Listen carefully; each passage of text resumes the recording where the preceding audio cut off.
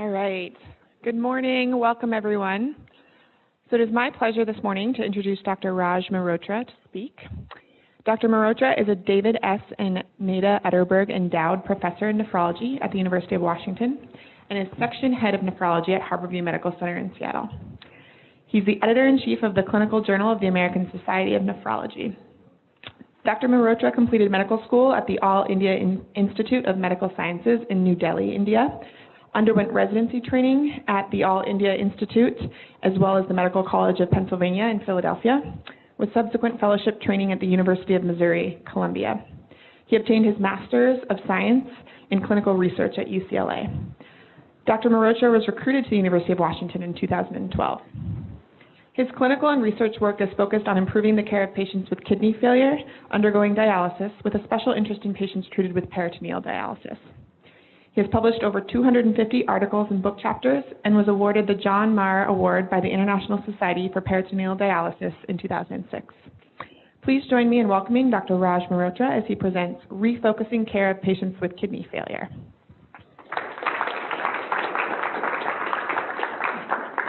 I want to thank you for giving me the opportunity of presenting some of the work that we've been involved with. I have no disclosures either related to this presentation or outside. Move right along.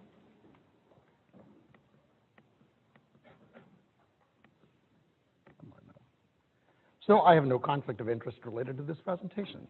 So my goals for today that I thought I will articulate is begin with an overview of the dialysis population in the United States,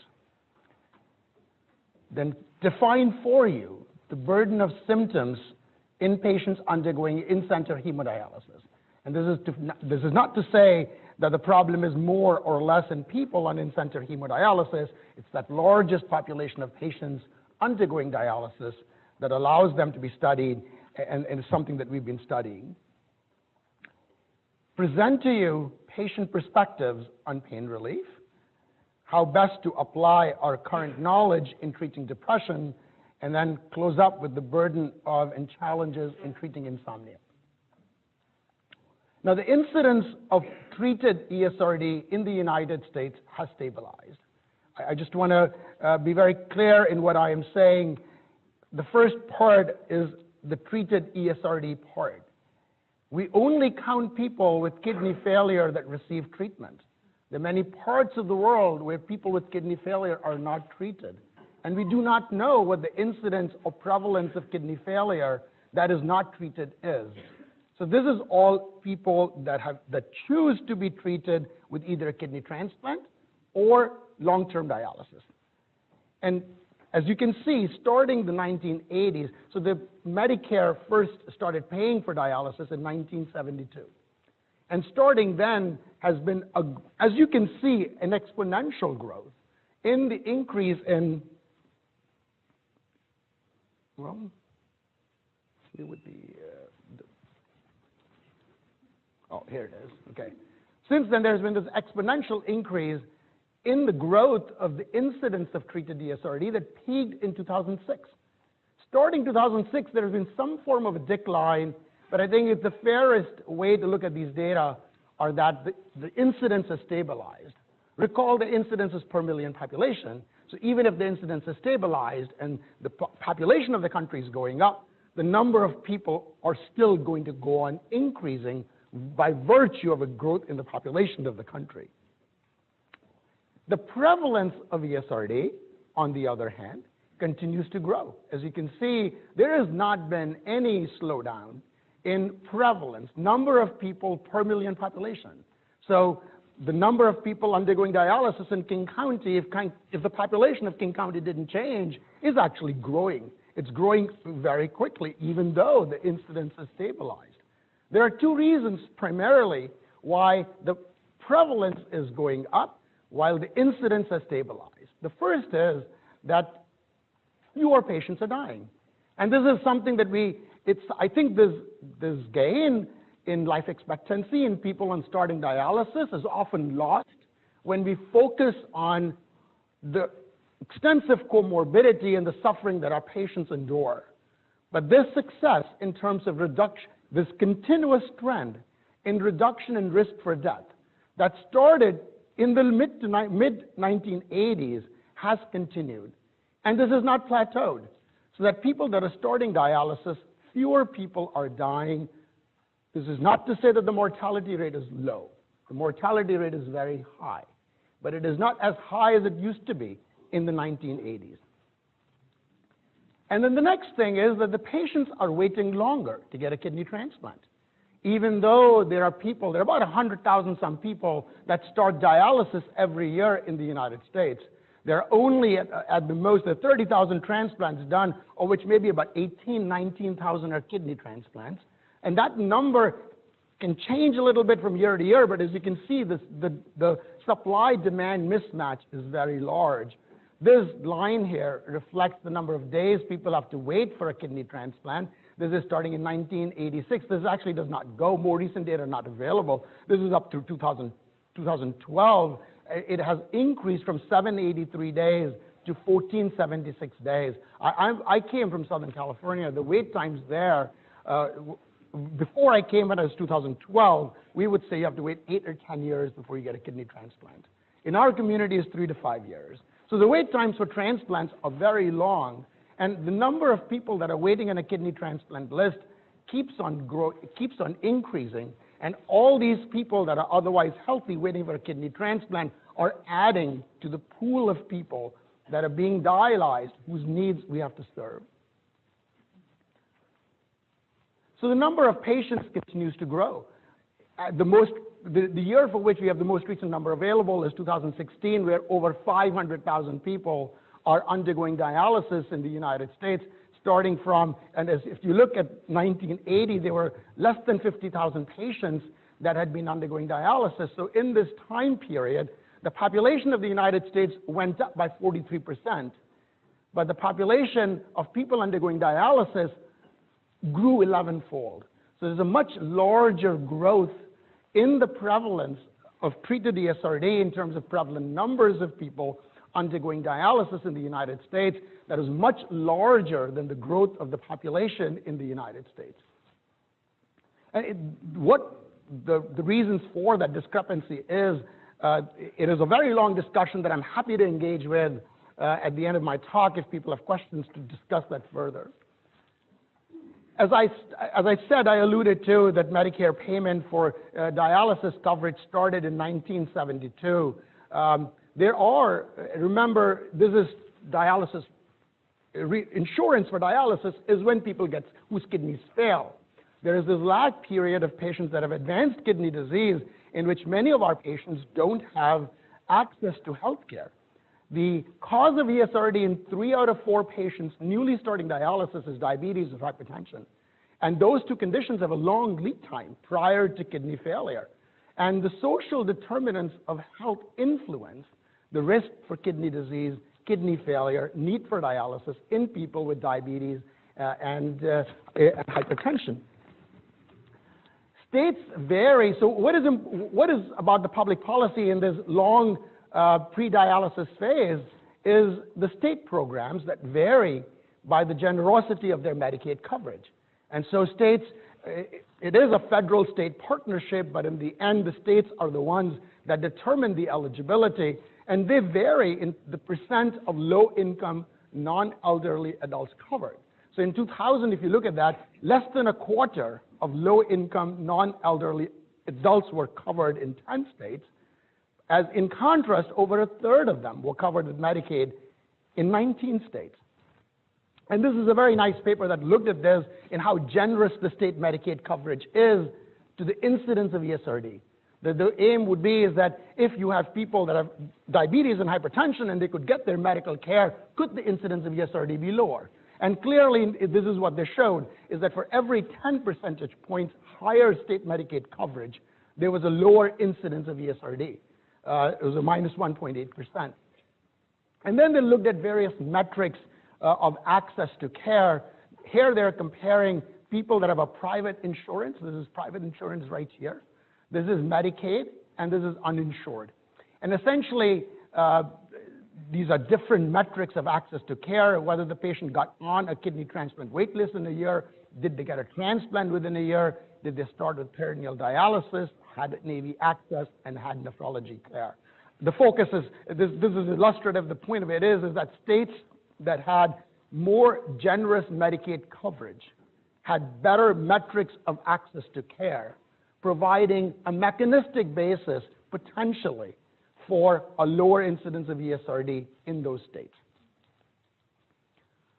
Moving then along, the most recent social policy change that has happened is the Affordable Care Act, and I've been fortunate to be involved with this talented group of investigators from Brown and from Harvard. And so this is some of our work that just recently came out. The Affordable Care Act, as you know, is primarily meant to increase insurance access to the uninsured. And one of the things that the Supreme Court did was to say that your expansion in your state of Medicaid is optional, that the federal government cannot force you to expand Medicaid. And there are states that have chosen to expand Medicaid, and there are states that have chosen not to expand Medicaid. And so here, when I say non-expansion expansion states, is essentially breaking it down by states that expanded Medicaid or they didn't. As you can see, they've been more or less parallel in terms of uninsurance rates, with the states that have chosen to expansion generally even before expansion having lower uninsurance rates. But then as you can see, that the distance between these two lines has widened, in which there have been greater gains in insurance in the states that expanded Medicaid versus those that didn't. The gains here are thought to be largely because of the commercial plans being available through the exchange that were still available in the states that did not expand Medicaid. So the important question then is that meaningful? That has always been the question of the people, of the states that have not expanded Medicaid.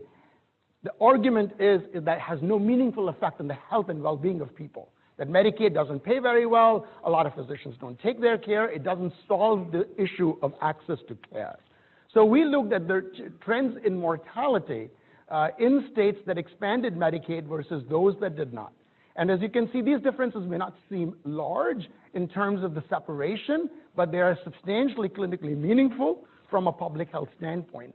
These are the trends in one-year mortality in states that did not expand Medicaid. That's the orange line. And this blue-gray line is the line for risk for death in the first year of start of dialysis in states that expanded Medicaid. As you can see, these lines were virtually overlapping up until 2013. They began to separate out right after that when the expansion happened. And if you look at this, if you look at it in absolute terms, this is absolute change in mortality. The decrease in mortality was minus 0.8 percentage points in states that expanded Medicaid. Non-expansion states also had some decline that was minus 0.2, so that the delta was minus 0.6 as the difference of difference in terms of mortality, essentially the effect then of Medicaid expansion in one-year mortality of people starting dialysis. And then we looked at further, like who are these groups of individuals that may stand to gain the most, and the two groups that stood out were the blacks. They had a much larger gain in reduction in mortality, and young individuals. People between the ages of 19 and 44 had the greatest reductions in mortality in the states that expanded Medicaid relative to those that did not. So let me summarize what I've said in this first part of my talk. I've said that the dialysis population in the US is anticipated to continue to become larger. The incidence is stable, not decreasing. The US population is growing. Dialysis patients are living longer, and the annual number of transplants is not increasing fast enough. And public policy affects the incidence and outcomes with end-stage renal disease. And I've kind of said a catch-all, starting with the program in 1972 that authorized dialysis to all individuals that had kidney failure, for that to be paid for by the federal government. Moving then right along is the core of what I hope to be able to talk in the next 40 minutes, is this issue of the burden of symptoms, kidney failure and symptoms. From the time that we are in medical school, at least from the time I was in medical school, I was told that uremia is a syndrome of signs and symptoms in people with kidney failure whose B1 and creatinine are high. So the point of it is that the word uremia implies symptoms. It includes symptoms in it. So uremic symptoms are a key component of the uremic syndrome. And it's conventional wisdom in this day that you wait for the appearance of uremic symptoms before you start dialysis. I'm not talking necessarily about a person with AKI where the considerations are a little different, but I'm talking about somebody who's progressive kidney disease that needs long-term dialysis, that generally you wait for the appearance of symptoms before you start dialysis. It's a very complicated, it seems simple in that sentence and the way it's written. When you begin to apply that in clinical practice, there are, of course, a lot of caveats and a lot of art to this, and not as objective as it may seem to be. And this is, I'm not going to read this. This is just a clinical practice guideline that was put together, essentially saying the same thing, that you wait for the appearance of symptoms before you start people on dialysis.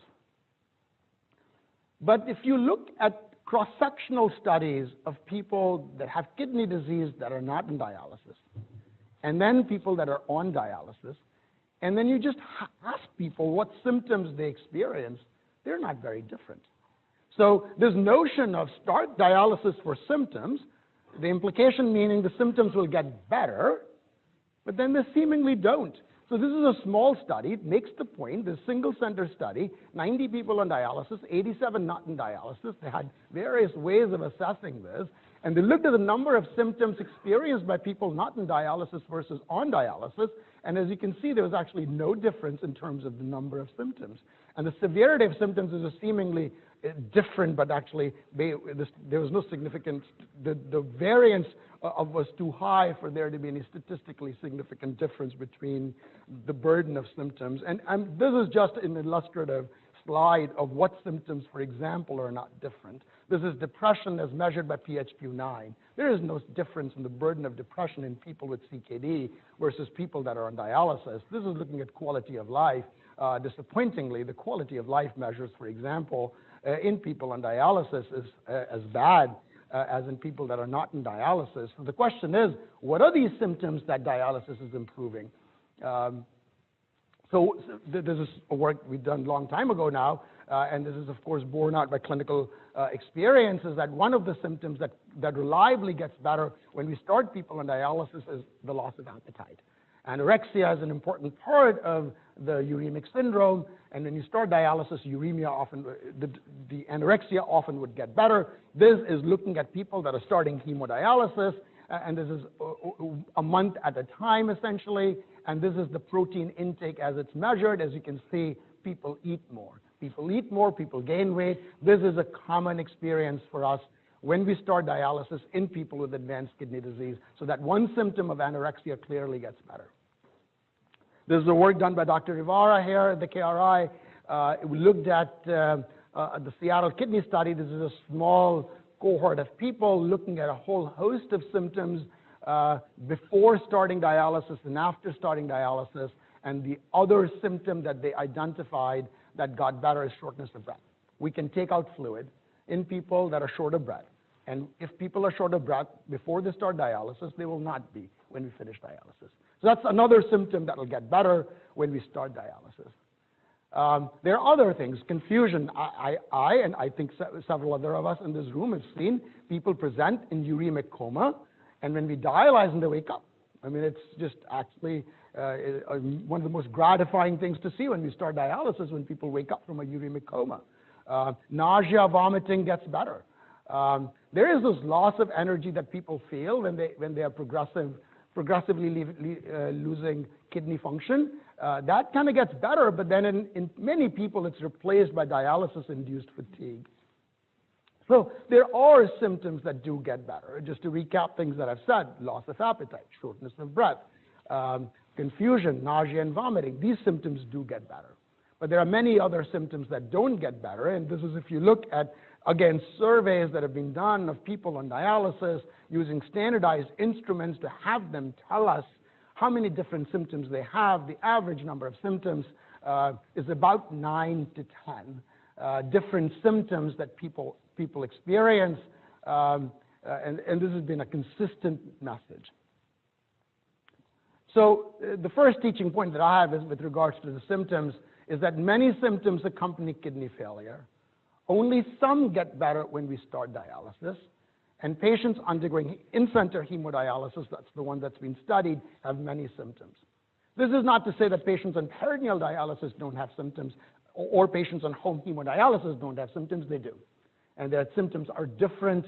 The data for that is much more limited, and this is not what we're going to talk about today. I'm just going to focus on in-center hemodialysis. So where do we begin? There are 10 symptoms.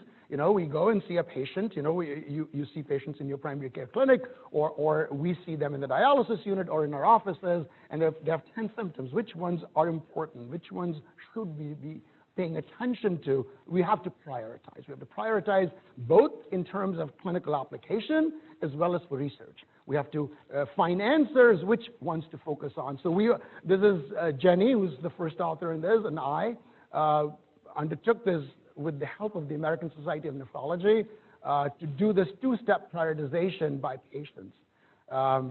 So we started by doing focus groups, and we did 3 focus groups. One, the Harborview, North Carolina, is actually UNC, and then in Seattle, and then University of Arizona. We did 3 focus groups of people 18 to 85 years of age undergoing hemodialysis for 6 months that had symptoms. And then we did an online survey, so we took a list of symptoms that were generated by the focus group, and then we submitted it to a nationally representative population of patients around the country to come up with, to identify the top symptoms that we should be focusing on. At this point, I want to make a statement that you cannot prioritize simply based upon frequency. You can have symptoms that are frequent but not bothersome. But you can have symptoms that are infrequent, that put people in socially difficult situations and or are problems in their ability to function. They may happen infrequently, but what we have learned from all of this is that patients may value symptoms that interfere with their lives without regard to frequency. So frequency alone, so you can't say, why are you doing this work? You have these surveys. You can say, this symptom is experienced by 70% of people. But people say, we learn to live with this. But then if I have to itch, and I cannot sleep, itching is reported by about 20% of people on dialysis. And when they itch, they can't sleep. You will see people come with scratch marks, and they just can't function. And it's like, help, I have this symptom, I can deal with this, but itching, please help me here. So that was the purpose of doing this prioritization exercise. And so we did this, and I'm not going to go through each one of these boxes. Again, this was from the focus groups. The focus groups were meant to be all-inclusive. So these are all of the symptoms that you've been bothered by. And then we had them focus on the duration, the financial impact, the social impact, the frequency, and the unpredictability. And from that, we distilled out 6 symptoms broken down by physical and mood symptoms. And so those are the 6 symptoms then, at least in the way I view this, are symptoms that we have to focus on for finding treatments and helping our patients in clinical care. So the physical symptoms are insomnia, fatigue, and cramps. And the mood symptoms are anxiety, depression, and frustration. Now, these are listed in alphabetical order. I can just tell you that, in this, actually, insomnia did come out as number 1. Here, it was depression that came out as number 1 in terms of the symptom. So this is the prioritization efforts by a nationally representative cohort of patients has helped us identify 6 symptoms to focus on. Physical is fatigue, insomnia, and cramps. And for mood, it's depression, anxiety, and frustration. So let's now focus. I'm just going to focus my next part of my talk on depression. Depression is the most common psychiatric disorder in people undergoing dialysis. This is a meta-analysis that is describing the prevalence of depression in people undergoing dialysis. Let me just point attention.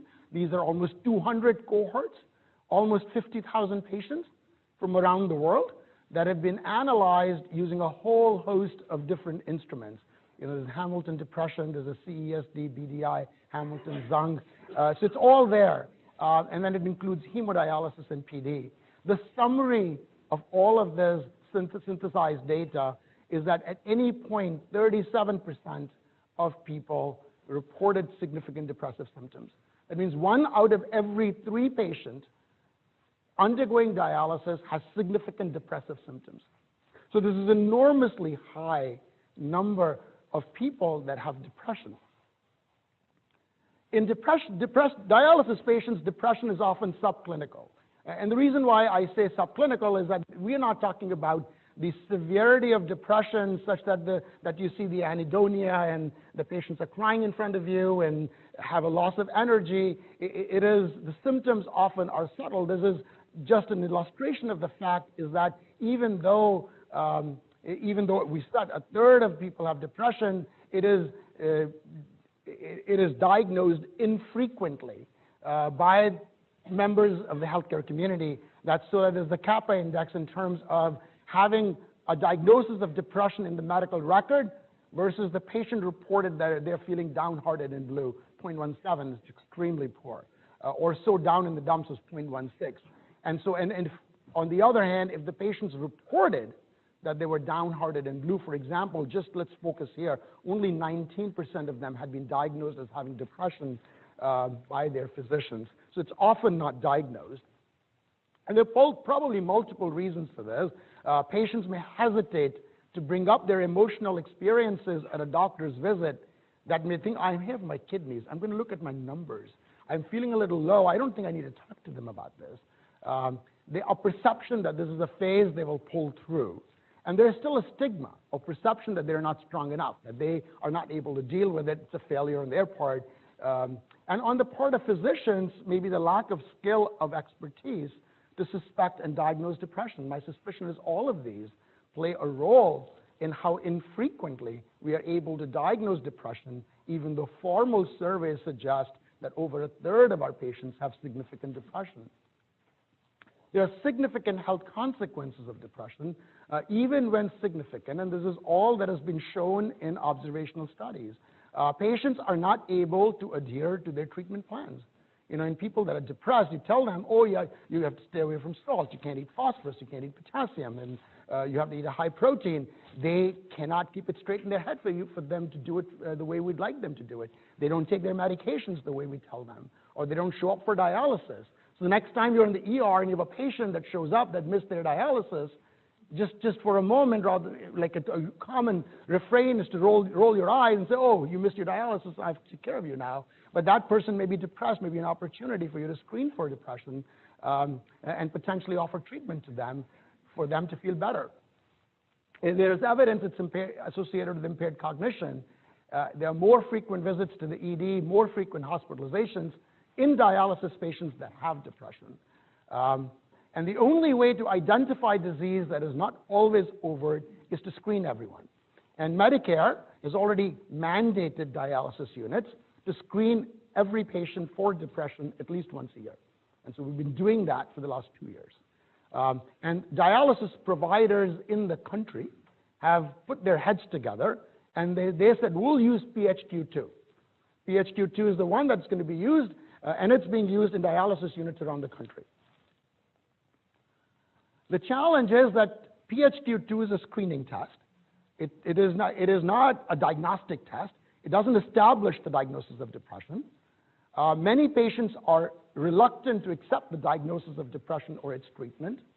There is no good evidence to guide treatment in dialysis patients identified to have depression. And we still don't know, is this approach in screening, are we making things better or are we making things worse?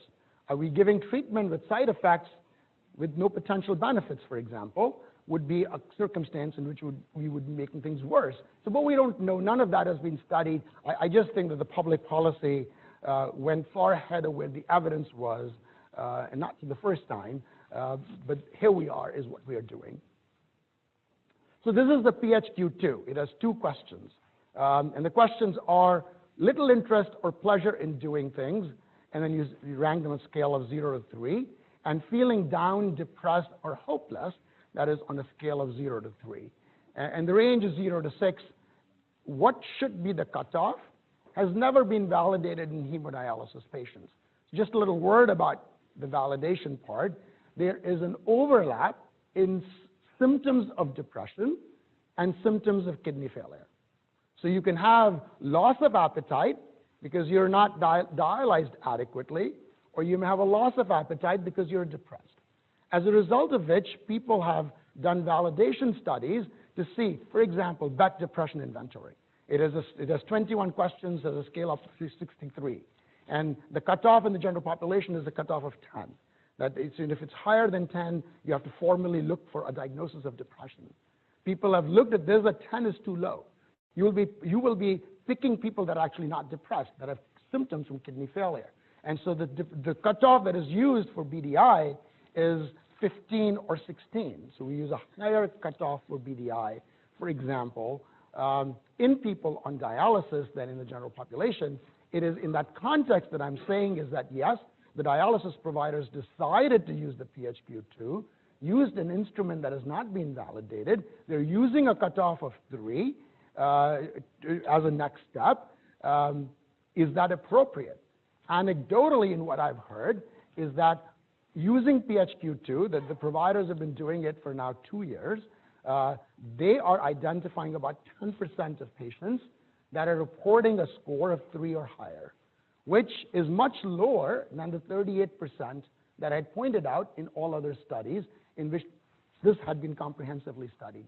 The question is there a large group of people that potentially could benefit from screening, diagnosis, and treatment that are being missed by the PHQ-2? That remains an open question. So it's just never been studied. So as I said, a score of greater than 3 is concerning for major depressive disorder. And this is kind of my take on what we should be doing, is that if somebody comes up with a PHQ-2 score of 3 or higher, I would think that we want to do a PHQ-9. It is more robust. And if the score is 10 or higher, you have 2 options. You can, as a nephrologist or an internist, give patients a trial of treatment, or you could refer them for structured interview for a formal diagnosis by a psychiatrist and treatment. In how common depression is, I just do not think that a lot of that would be treated by psychiatrists. It is just would not be possible. It has to be the internal medicine community and to an extent nephrologists that would need to take responsibility for this treatment.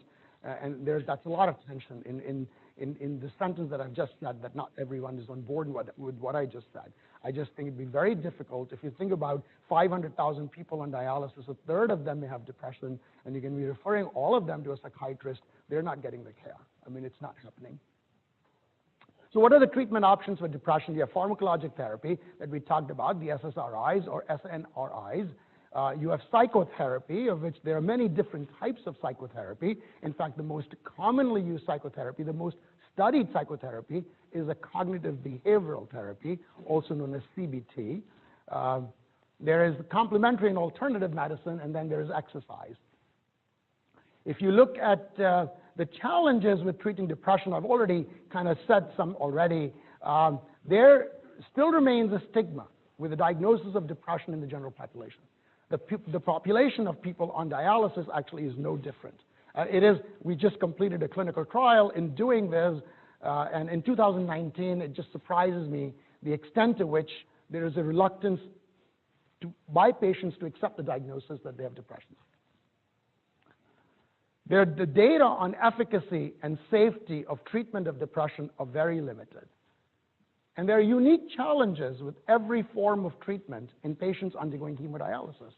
In people, for example, cognitive behavioral therapy, psychotherapy, people have to go to a therapist once a week for 3 months. It's hard enough for many people to do that. And add to that a patient on hemodialysis is going to a hemodialysis treatment 3 times in a week. So they're going to a healthcare visit 3 times in a week, and we are saying you add a 4th visit to see a therapist someplace else for your depression. So that is the one challenge there. in people that, if you were to say, oh, okay, you can't go, let me just prescribe you a pill. If you just count the number of pills a dialysis patient is asked to take in the course of a day. We did that. We published this paper. It's about 17 pills per day. So the number of pills, this is the number of pills they have to take. And this will add to the number of pills, and there's concern about the side effects with medications. So the point of it is that there are burdens that we are imposing on patients with uncertain benefits. It is important first to test if the benefits exist before we offer these treatments to our patients. So what is the evidence? This is the first study that was done looking at cognitive behavioral therapy. This is done out of Brazil. It's a randomized controlled trial of 90 people in which they randomized people to group cognitive behavioral therapy. About 5 people, 7 people sit together and have a conversation, and they looked over time at 3 months and at 9 months, and as you can see, there was a greater improvement in depressive symptoms in people that were randomized to the group cognitive behavioral therapy. This is intervention, and this is the usual care group. This is looking at the BDI, and this is looking at the mini depression modules, 2 different ways of looking at depressive symptoms. This is another study that was done out of Brooklyn. Here the therapy was given when the patient was connected to the machine. So they were undergoing hemodialysis in the machine, and the therapist sat next to the patient and offered therapy.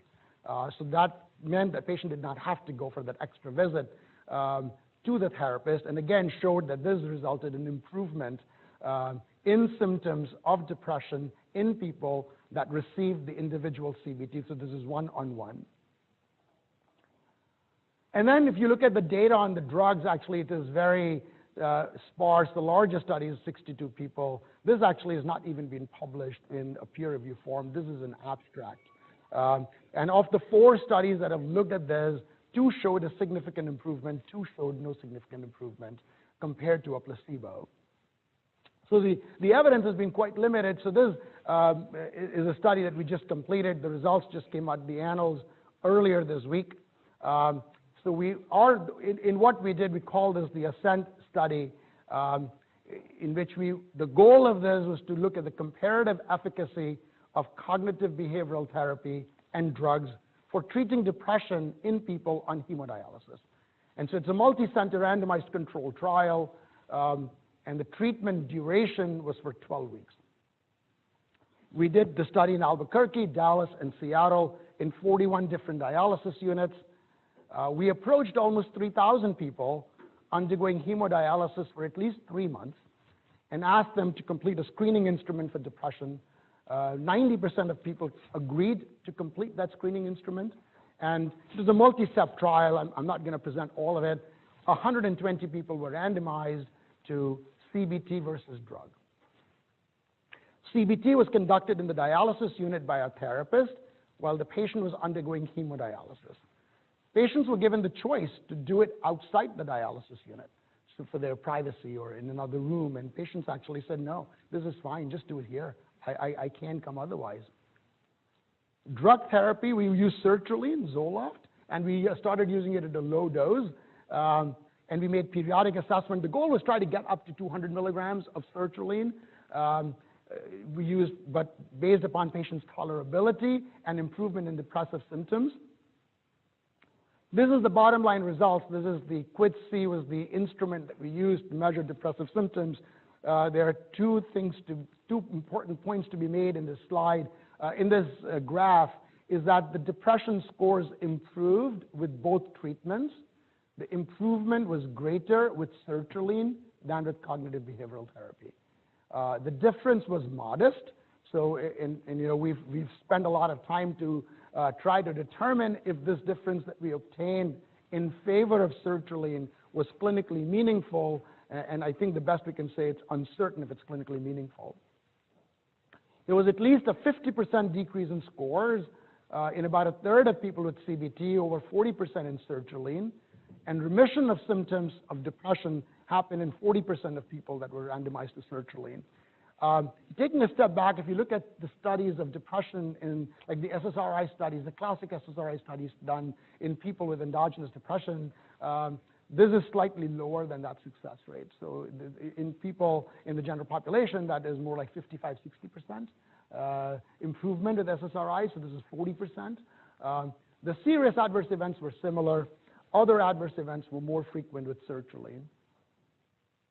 So this third point that I've said, that public policy mandates have changed practice before robust data on efficacy and safety of antidepressant therapies. As I said, if you're doing PHQ-2 and that screens in positive, we should do PHQ-9 and then decide. I think we just have to offer a trial of therapy. And that based on our study, I think both CBT and drug therapy are effective, and the choice should be dictated by patient preference, availability, and cost. Very quickly, just go on then to this final part of my talk is on insomnia. So what's insomnia disorder?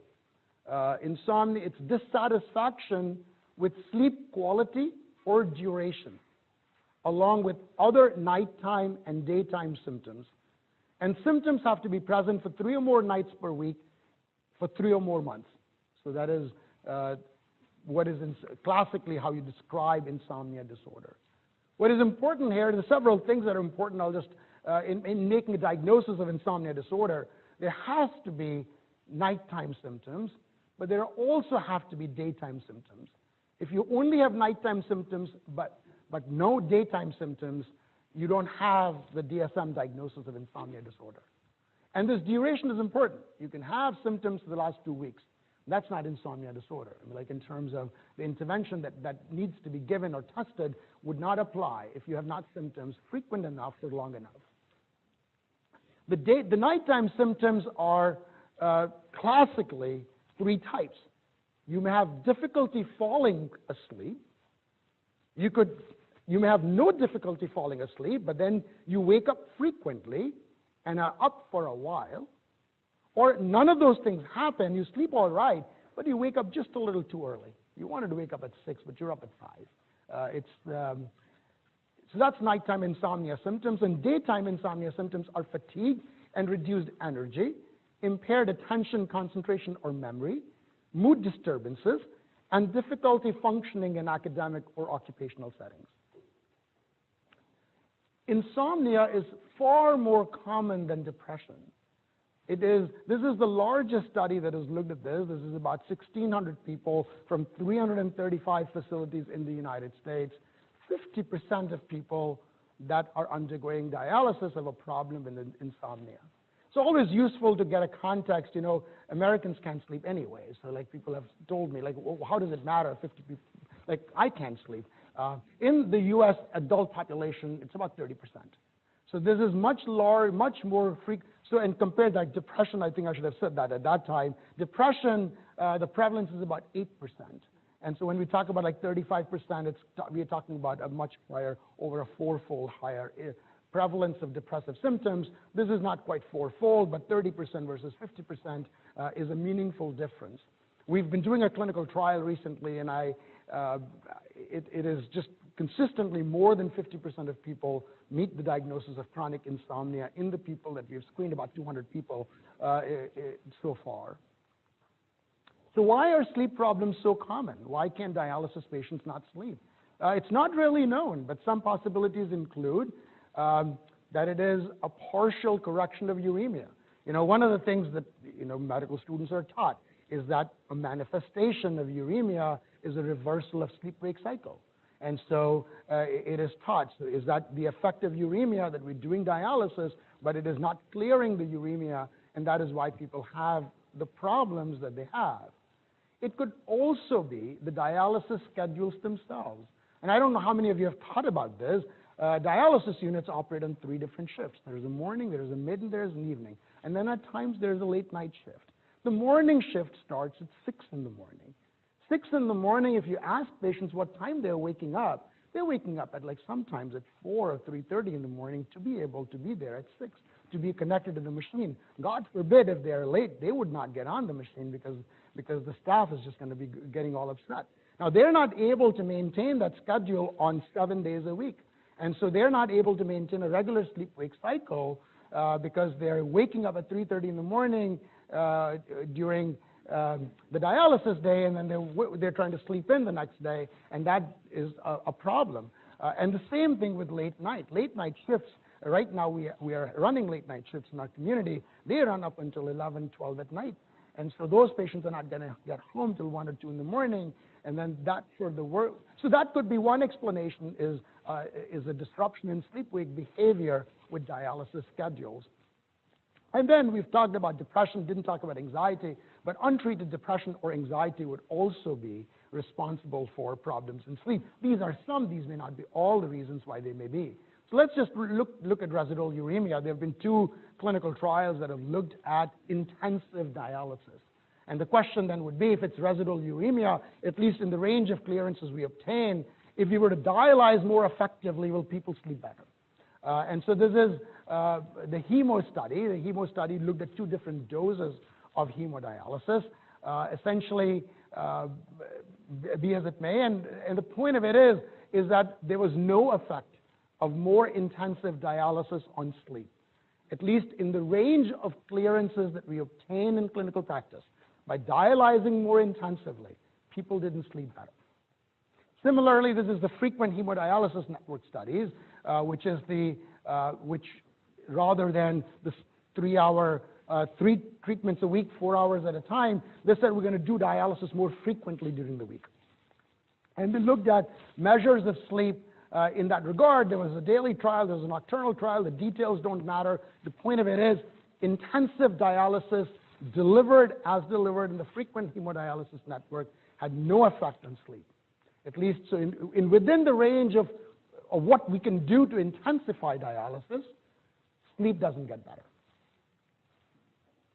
There's this disrupted sleep-wake cycle. This is just showing the total sleep time, as you can see. And the total sleep time is not predictable. It's not as if people sleep more on a dialysis day and less on a non-dialysis day. It varies between people. And this is looking at the number of hours, number of minutes of sleep people get relative to the days of dialysis, and you can see this seesaw pattern.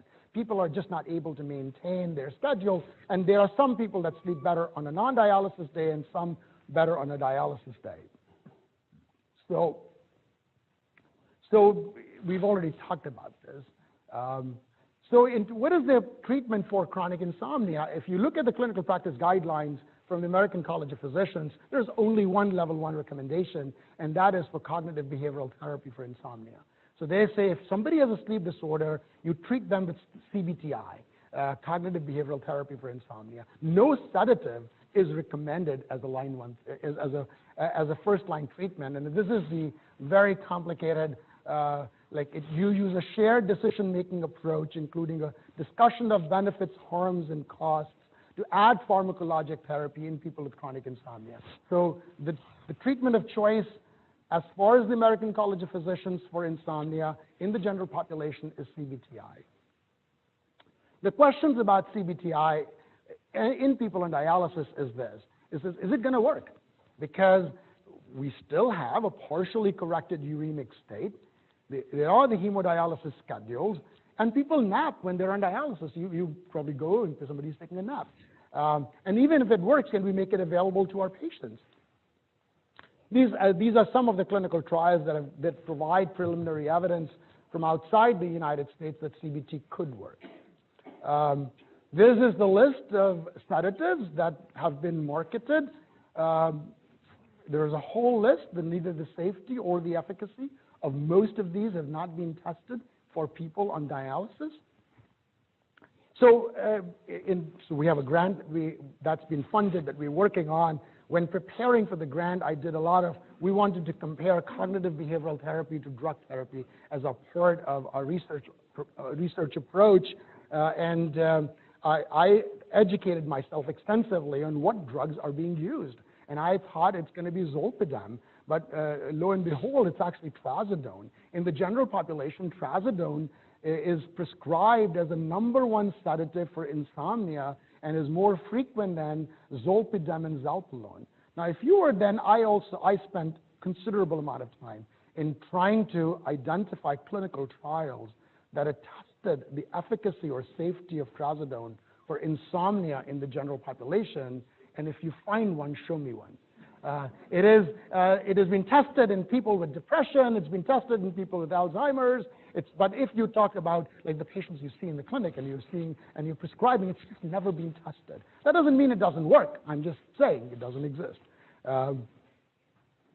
What about benzo and zolpidem in ESRD? There's this study that was looked at people on dialysis that were prescribed benzodiazepines or zolpidem, and the point of it is that these individuals, if prescribed benzo or zolpidem, had a much higher risk for mortality than if they were not prescribed. Now, there were many limitations to the study design, and I don't want to say that this is the absolute truth, but these were prevalent use patients, not new users. Similar results have been reported from a study in Japan, but it's biologically plausible, and at least how I think about this, a groggy patient undergoes dialysis and their blood pressure is low, and they stand up and they fall. Like that's biologically, I can postulate how that could be. I don't know if that is. But anyway, there are concerns about the use of benzos and zolpidem in people on dialysis for this reason. What about melatonin? Melatonin I've seen prescribed more at UW than I was when I was at UCLA. I don't know why. There are these two studies that have looked at melatonin in people on dialysis, and if you were to look just as this one study, this was a 6-week trial, you say, oh, see, it works? Because if you just look at this bottom line, on a dialysis day, patients are sleeping for over 100 more minutes and 15 more minutes on a non-dialysis day. Now, these same investigators decided then to use this long-term with follow-up for 1 year, and look at this, the curves are overlapping. There is absolutely no evidence of sustained efficacy of melatonin for sleep in people on dialysis. We were very much wanting to use melatonin in our clinical trial. We just couldn't find the data to support it. And so these are the only two studies that have looked at melatonin in people on dialysis, potentially short-term efficacy, no long-term efficacy for promoting sleep. So trazodone just is approved as an antidepressant in the 1980s, and when used for depression, there's strong evidence that it improves sleep. There are numerous potential advantages. It has no anticholinergic effect, no hangover effect. I put the word down very safe, and I would just say safety untested. In doing all of this, it actually prolongs QTC interval. And so there are a lot of people on dialysis, 50% of them have a prolonged QTC. And so if you're going to give another drug that prolongs QTC, you have to be careful. You have to make sure that this is safe. It's very limited evidence for efficacy in other settings. And we looked at this. This also was one of the most frequently prescribed sedative in people on dialysis, yet there's not a single case report of efficacy of trazodone in people on dialysis. Absolutely nothing. So we're doing the study called the SLEEP HD. It's funded by the NIH. We're doing a multi-center clinical trial in which we are doing CBTI that is delivered by telehealth to trazodone to placebo to improve sleep in hemodialysis patients with insomnia. And we've enrolled 20 people. We just started enrolling in September this past September. So very pleased in where the progress is. We are 20 people randomized in the study already. So this is the 4 teaching points I tried to make, and let me just read them right now again. Many symptoms accompany kidney failure, but only some improve with dialysis initiation. Patients undergoing in-center hemodialysis have many symptoms. The prioritization efforts by a nationally representative cohort of patients has helped us identify 6 symptoms to focus on. Physical, it's fatigue, insomnia, and cramps. Mood, depression, anxiety, and frustration. Public policy mandates have changed practice before robust data on efficacy and safety of antidepressant therapies. And I suggest people are already doing PHQ-2, that if the score in PHQ-2 is high, I think you should do a PHQ-9, and then use your judgment to offer a trial of therapy.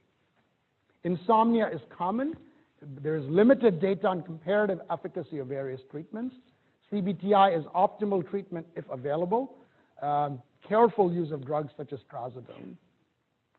And so this is my conclusion slide. The patients undergoing hemodialysis have many symptoms. The prioritization exercises have set the agenda, and all patients are being screened for depression. And behavioral therapies are effective for many symptoms that are experienced by dialysis patients but are mostly inaccessible to our patients because of the twice-weekly schedules. Thank you.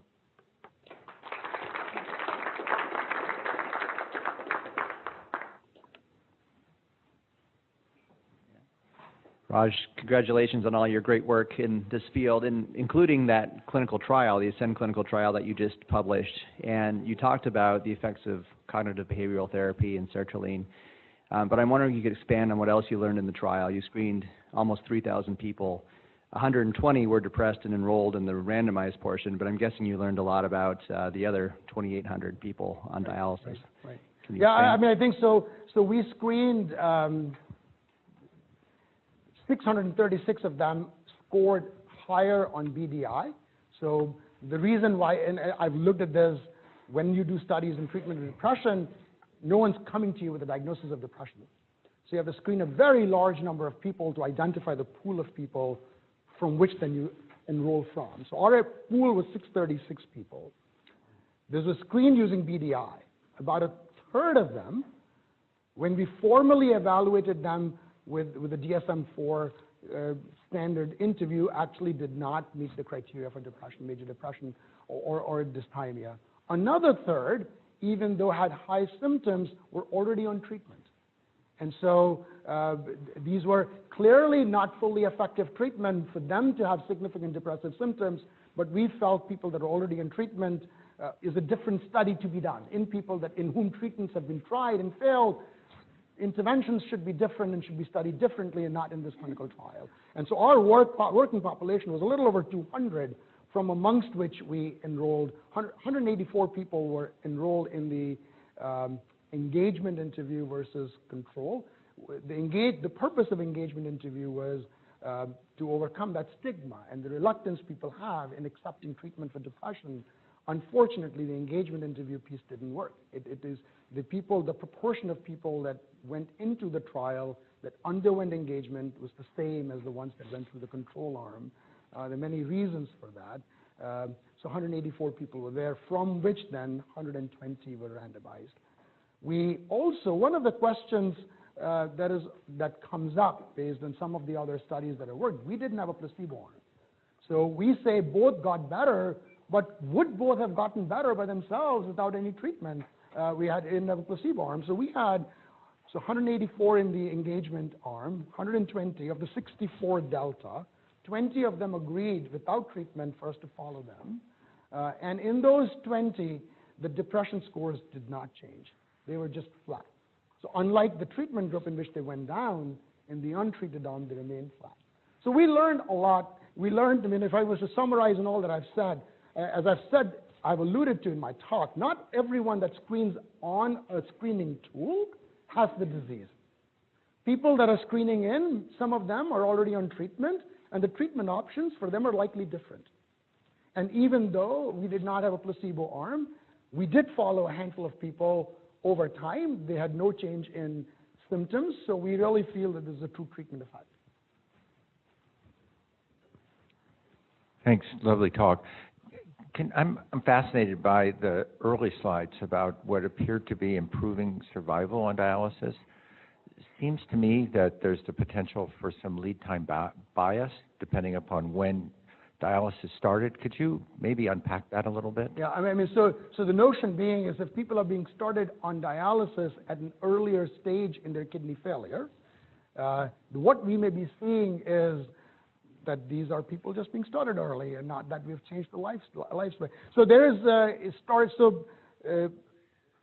a point in my mind that supports that argument and the other point that does not support that argument, and I don't think that it is. So it is true, if you look at the GFR at the time of start of dialysis in the United States, and you start, say, in the late 80s, up through even 2010, the GFR at the time of start of dialysis has been higher, higher, higher, higher. So in the mid-90s, the GFR used to be, 6 ml per minute, 5 ml per minute. Around 2010, that became like 10, 10 and a half. So there's no question that people are being started on dialysis with a higher level of GFR. What every observational study has now shown is that higher the GFR when people start, higher is the risk for death. So it's quite the converse. These are not people that are living longer, these are people that are dying faster. And people have tried to do a lot of work that has been done in this regard is to do with that creatinine is used to calculate eGFR in people that are frail. At that same level of GFR, their creatinines will be lower. And so in these people, you're overestimating GFR. So it may not be that we actually kidney function is better. It is that we're starting more frail people on dialysis are the ones that are dying. So when I put those two pieces of evidence together in my mind, this trend is real in terms of reducing risk of death over time. Let's give Dr. Mehrotra one more round of applause.